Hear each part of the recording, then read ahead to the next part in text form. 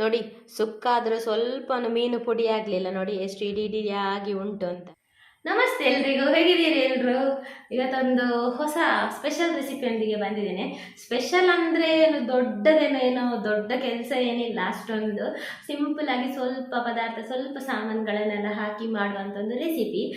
ಎಂಥ ರೆಸಿಪಿ ಅಂದರೆ ಇವತ್ತು ಬೂತಾಯಿ ಮೀನಿನ ಸುಕ್ಕ. ಇದೊಂದು ಟ್ರೆಡಿಷ್ನಲ್ ರೆಸಿಪಿ ಅಂತ ಹೇಳ್ಬೋದು. ಇದು ಖಂಡಿತವಾಗಿಯೂ ನನ್ನದಲ್ಲ, ನನ್ನ ಸ್ಪೆಷಲ್ ಅಲ್ಲ, ನನ್ನ ಪಿಜ್ಜಿ ಅಂದರೆ ನನ್ನ ಅಜ್ಜಿಯ ಅಮ್ಮ ಅಂದರೆ ಪಿಜ್ಜಿ ಅಂತ ಹೇಳ್ತೇವೆ ನಾವು, ಮುತ್ತಜ್ಜಿ ಅಂತ ಹೇಳ್ತಾರಲ್ಲ, ಅವರದೊಂದು ರೆಸಿಪಿ. ಟ್ರೆಡಿಷ್ನಲ್ ಅಂತ ಹೇಳ್ಬೋದು. ನೀವು ಜಂಜಿ ಸುಕ್ಕ, ಎಟ್ಟಿ ಸುಕ್ಕ, ಮರುವಾಯಿ ಸುಕ್ಕ ಎಲ್ಲ ಕೇಳಿರ್ಬೋದು, ಮಾಡಿರ್ಬೋದು. ಆದರೆ ಬೂತಾಯಿ ಮೀನು ಅಥವಾ ಬಂಗುಡೆ ಮೀನು, ಆ ಮೀನಿನ ಸುಕ್ಕ ಮಾಡಿದಿರಿಲ್ವ ಗೊತ್ತಿಲ್ಲ. ತುಂಬಾ ಸೂಪರ್ ಆಗ್ತದೆ. ಹಾಗೆ ಮೀನು ಪ್ರಿಯರಿಗಂತೂ ಇದೊಂದು ಸ್ಪೆಷಲ್ ರೆಸಿಪಿ ಅಂತ ಹೇಳ್ಬೋದು. ಸಿಂಪ್ಲಿಯಾಗಿ ಸೂಪರ್ ಆಗಿರುವಂಥ ಒಂದು ಬೂತಾಯಿ ಮೀನಿನ ಸುಕ್ಕ. ಈ ಎಲ್ಲ ರೀತಿಯ ಸುಕ್ಕ ನೀವು ಮಾಡಿರ್ಬೋದು, ನಿಮ್ಗೆ ಗೊತ್ತಿರ್ಬೋದು. ಈ ಬೂತಾಯಿ ಮೀನಿನ ಸುಕ್ಕ ಎಲ್ಲರಿಗೂ ಗೊತ್ತಿರ್ಲಿಕ್ಕಿಲ್ಲ, ಕೆಲವರಿಗೆ ಗೊತ್ತಿರ್ಲಿಕ್ಕೂ ಸಾಕು. ಅದಕ್ಕೆ ಈ ಒಂದು ರೆಸಿಪಿ ಎಲ್ರಿಗೂ ಗೊತ್ತಾಗ್ಲಿ ಅಂತ ನನ್ನ ಮುತ್ತಜ್ಜಿಯ ರೆಸಿಪಿಯನ್ನು ಇವತ್ತು ನಿಮ್ ಜೊತೆಗೆ ಶೇರ್ ಮಾಡ್ತಿದ್ದೇನೆ. ತುಂಬಾ ಸೂಪರ್ ಆಗ್ತದೆ. ಬನ್ನಿ ಇವತ್ತು ಬೂತಾಯಿ ಮೀನಿನ ಸುಕ್ಕ ಮಾಡುವ. ಬನ್ನಿ ಸ್ಟಾರ್ಟ್ ಮಾಡುವ ರೆಸಿಪಿ ಇವತ್ತಿದು.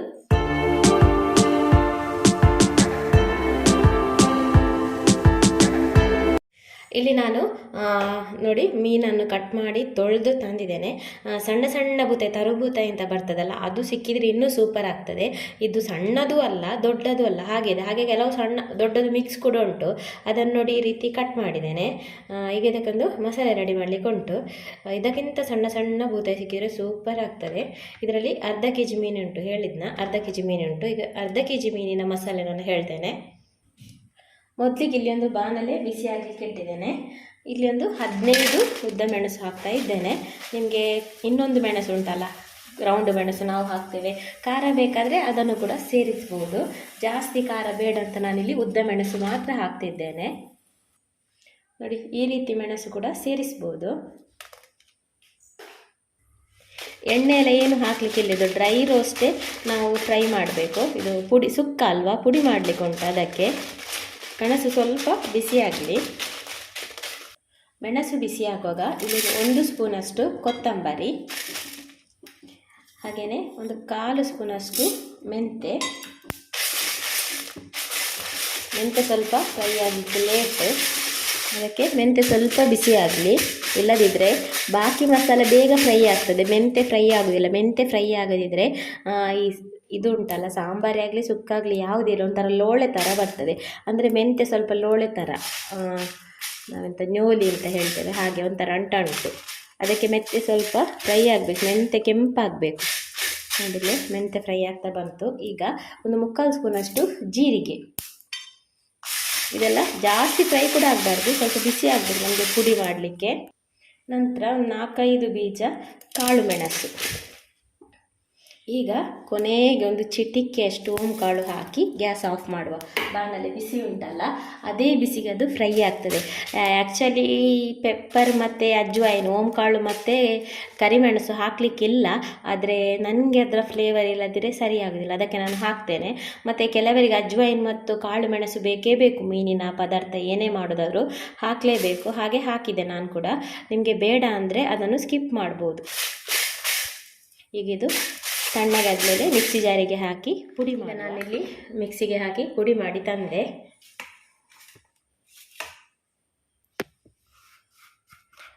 ಮಿಕ್ಸಿ ಜಾರಿನ ಮುಚ್ಚಳದಲ್ಲಿ ಒಳ್ಳೆ ನೈಸಾಗಿರ್ತದೆ ನೋಡಿ, ಒಳ್ಳೆ ರೀತಿ ತುಂಬ ನೈಸಾಗಿರ್ತದೆ. ಮಿಕ್ಸಿ ಜಾರಲ್ಲಿ ಸ್ವಲ್ಪ ಇಷ್ಟು ನೈಸ್ ಸಿಗೋದಿಲ್ಲ.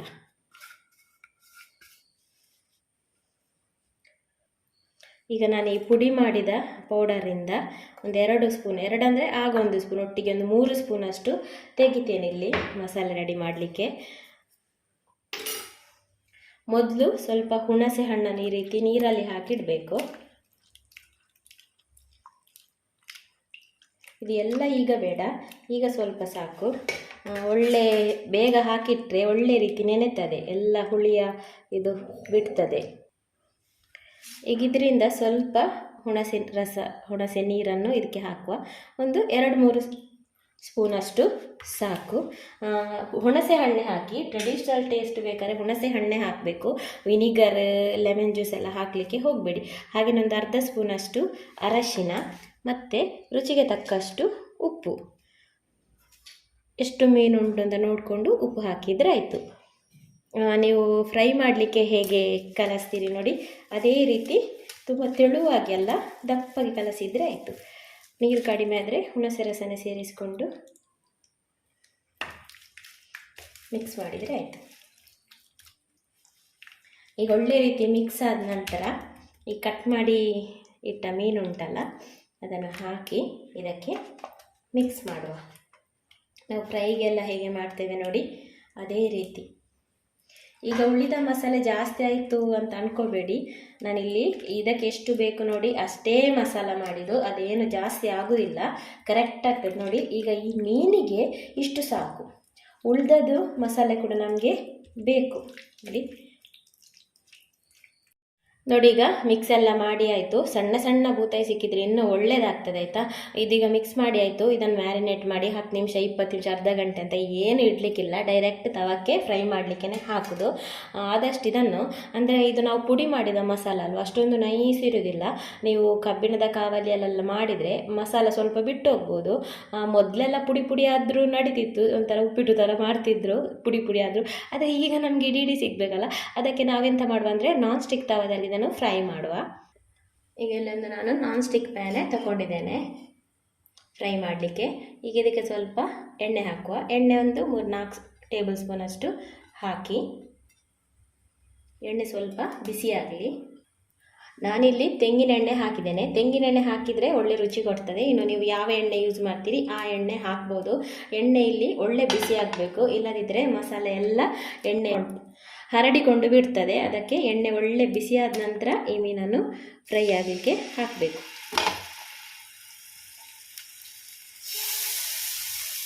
ಆದಷ್ಟು ದೊಡ್ಡ ತವ ತಗೊಂಡ್ರೆ ಎಲ್ಲ ಒಮ್ಮೆಲೆ ಫ್ರೈ ಮಾಡ್ಬೋದು.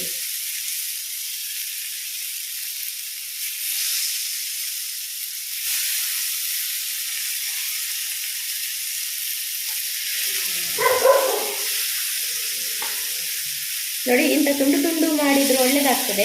ಒಂದು ಹದ ಸೈಜಿದು ಬೂತಾಯಿ ಸಿಕ್ಕಿದ್ರೆ, ತುಂಬ ದೊಡ್ಡದು ಒಳ್ಳೆಯದಾಗೋದಿಲ್ಲ. ನೋಡಿ, ನಾನು ಒಂದೇ ಸಲಕ್ಕೆಲ್ಲ ಹಾಕಿದ್ದೇನೆ ಫ್ರೈ ಮಾಡಲಿಕ್ಕೆ. ಎಣ್ಣೆ ಒಳ್ಳೆ ಬಿಸಿ ಆದರೆ ಮಸಾಲೆ ಈ ರೀತಿ ಇರ್ತದೆ. ನಾವಿದಕ್ಕೆ ಅಕ್ಕಿ ಹಿಟ್ಟು, ಕಾರ್ನ್ಫ್ಲವರ್, ಮೈದಾ, ಮೊಟ್ಟೆ ಏನೂ ಹಾಕಿಲ್ಲ, ಬರೇ ಮಸಾಲೆ ಇರೋದಲ್ವ. ಹಾಗಾಗಿ ಇದನ್ನು ಎಣ್ಣೆ ಬಿಸಿ ಆದಮೇಲೆ ಹಾಕಬೇಕು. ಈಗ ಫ್ರೈ ಆದಮೇಲೆ ನೋಡಿ ಹೇಗೆ ಅಂಟಿದೆ ನೋಡಿ, ಈ ರೀತಿ ಅಂಟಿರಬೇಕು. ಇದನ್ನು ಟರ್ನ್ ಮಾಡಿ ಹಾಕುವ.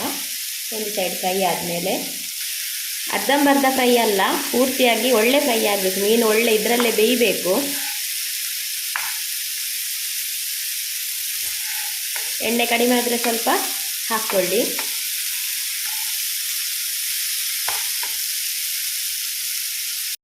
ಹೈ ಫ್ಲೇಮಲ್ಲಿಟ್ಟು ಮೀನನ್ನೆಲ್ಲ ಹಾಕಿದ ಮೇಲೆ ನಂತರ ಫ್ಲೇಮನ್ನು ಕಡಿಮೆ ಮಾಡಬೇಕು. ಇಲ್ಲಿ ಲೋ ಫ್ಲೇಮಲ್ಲಿಟ್ಟು ಎಲ್ಲ ಕಡೆ ತಿರುಗಿಸಿ ಇದನ್ನು ಫ್ರೈ ಮಾಡಬೇಕು.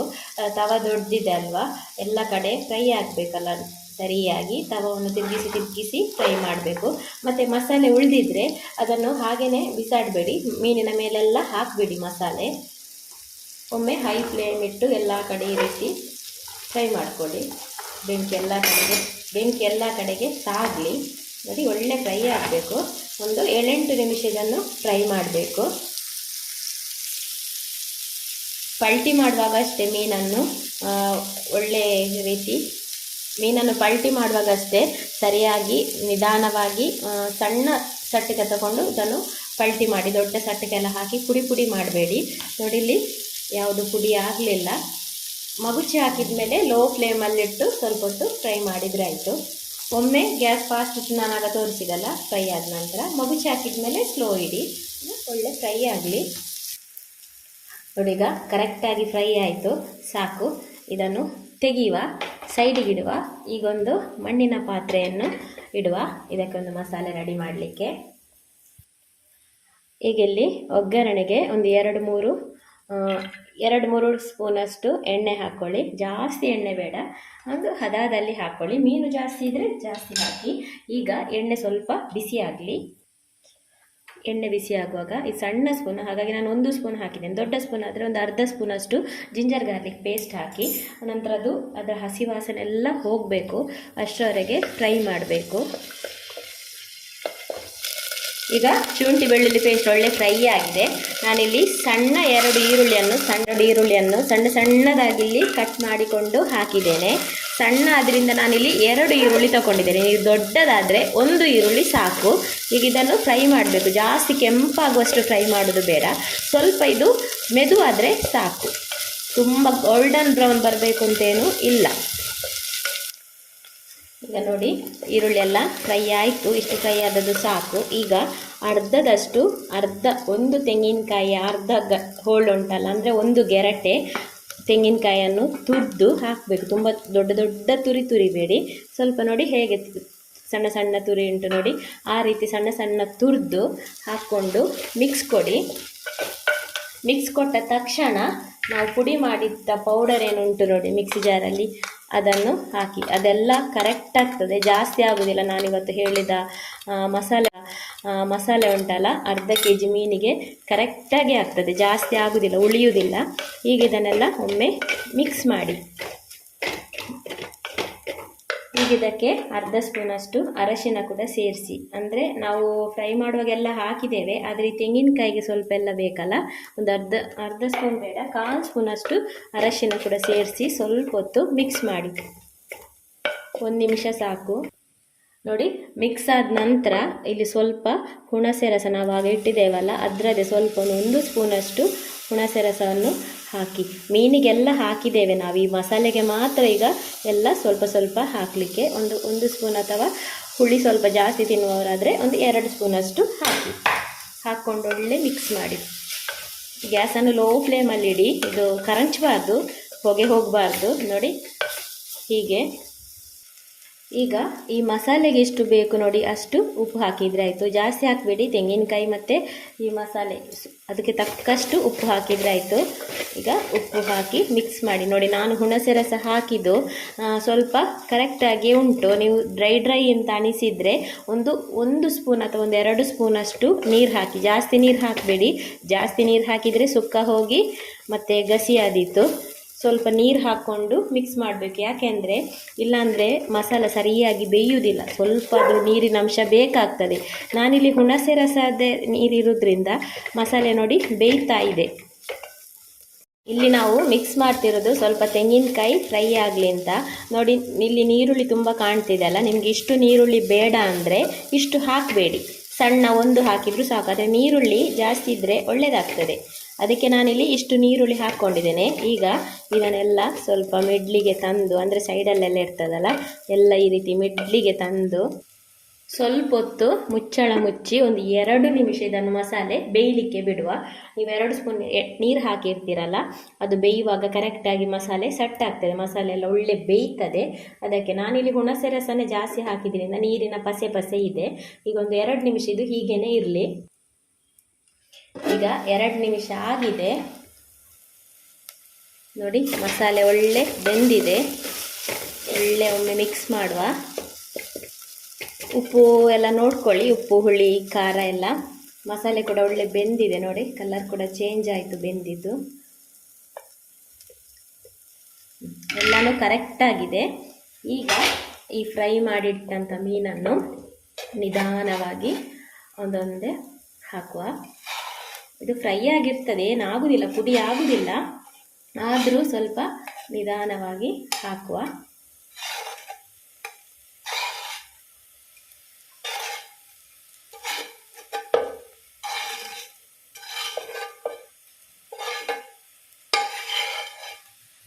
ಇದಕ್ಕೆ ಅಗಾಲ ಪಾತ್ರೆ ಇದ್ದರೆ ಒಳ್ಳೆಯದು. ಮತ್ತು ಈ ಮಸಾಲೆ ಉಳಿದದನ್ನೆಲ್ಲ ಅದಕ್ಕೇ ಹಾಕಿಬಿಡಿ ಈ ರೀತಿ.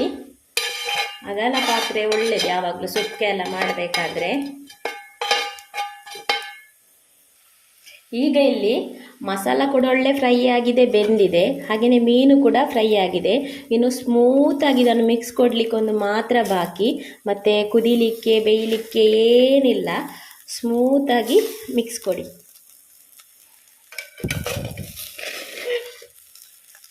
ಅಗಲ ಪಾತ್ರೆ ಇದ್ದರೆ ಮಿಕ್ಸ್ ಕೊಡಲಿಕ್ಕೆ ಈಸಿ ಆಗ್ತದೆ. ಮೀನು ಒಳ್ಳೆ ಫ್ರೈ ಆಗಿದೆ, ಪುಡಿ ಆಗೋದಿಲ್ಲ. ಆದರೂ ನಾವು ಸ್ವಲ್ಪ ನಿಧಾನವಾಗಿಯೇ ಮಾಡಿದರೆ ಒಳ್ಳೆಯದು. ನೋಡಿ, ಹೀಗೆ ಮಿಕ್ಸ್ ಆದರೆ ಆಯ್ತೆಲ್ಲ. ನೀವು ಮಿಕ್ಸ್ ಮಾಡುವಾಗ ಗ್ಯಾಸ್ ಸಿಮ್ಮಲ್ಲಿಯೂ ಇಡ್ಬೋದು ಅಥವಾ ಆಫ್ ಮಾಡಿಯೂ ಮಿಕ್ಸ್ ಮಾಡ್ಬೋದು. ಇದು ಬೇಯಲಿಕ್ಕೆಲ್ಲ ಏನಿಲ್ಲ.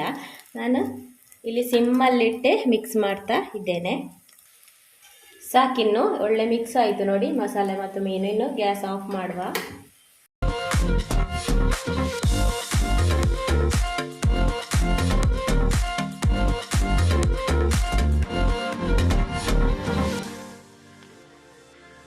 ನೋಡಿ, ಸುಕ್ಕ ಆದರೂ ಸ್ವಲ್ಪ ಮೀನು ಪುಡಿ ಆಗಲಿಲ್ಲ. ನೋಡಿ ಎಷ್ಟು ಇಡೀ ಇಡೀ ಆಗಿ ಉಂಟು ಅಂತ.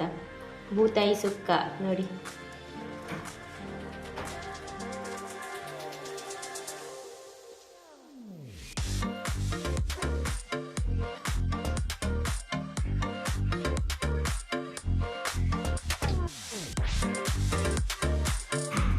ಸುಕ್ಕ ರೆಡಿ ಆಗಿದೆ.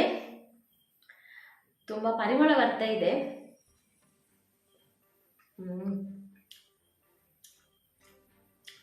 ಸೂಪರ್ ಆಗಿದೆ.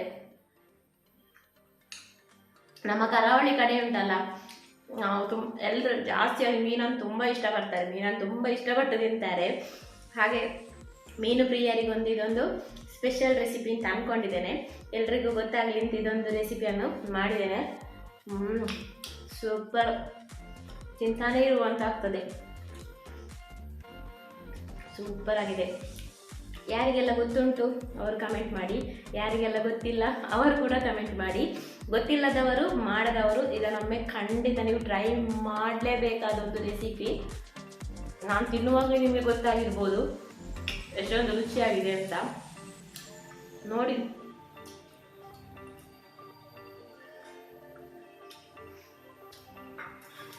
ಸೂಪರ್ ಆಗಿದೆ. ಆಯ್ತಾಗಾದ್ರೆ ಇವತ್ತಿನ ಈ ರೆಸಿಪಿ ನಿಮಗೆಲ್ಲ ಇಷ್ಟ ಆಗಿದೆ ಅಂತ ಭಾವಿಸ್ತೇನೆ. ಇಷ್ಟ ಆಗಿದ್ರೆ ಒಂದು ಲೈಕ್ ಕೊಡಲಿಕ್ಕೆ ಮರಿಬೇಡಿ ಆಯಿತಾ. ಸಿಗುವ ಮುಂದಿನ ರೆಸಿಪಿಯೊಂದಿಗೆ. ಅಷ್ಟರ ತನಕ take care, bye. Thanks for watching.